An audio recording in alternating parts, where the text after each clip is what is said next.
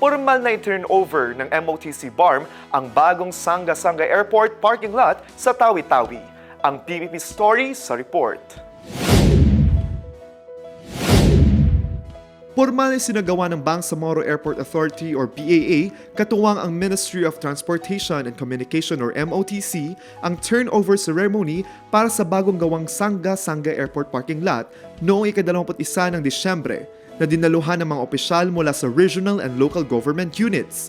Binigyang diin ni BAA Director Attorney Ranibay Nilanggalan ang kahalagahan ng proyekto sa pagpapahusay ng pasilidad ng paliparan at ang pagbibigay ng mas maayos at maginhawang karanasan sa mga pasahero.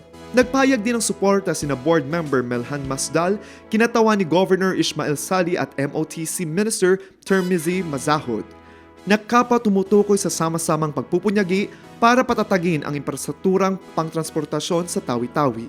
Nagpahayag naman ng pasasalamat si Carmencita Salik, BAA Area Manager, sa lahat ng katuwang at stakeholders na naging bahagi ng proyekto. Ang pagkumpleto at formal turnover ng parking lot ay patunay sa patuloy na pangako ng Bangsamoro Government na maghatid ng pinahusay, inklusibo at maaasahang airport services sa buong rehiyon.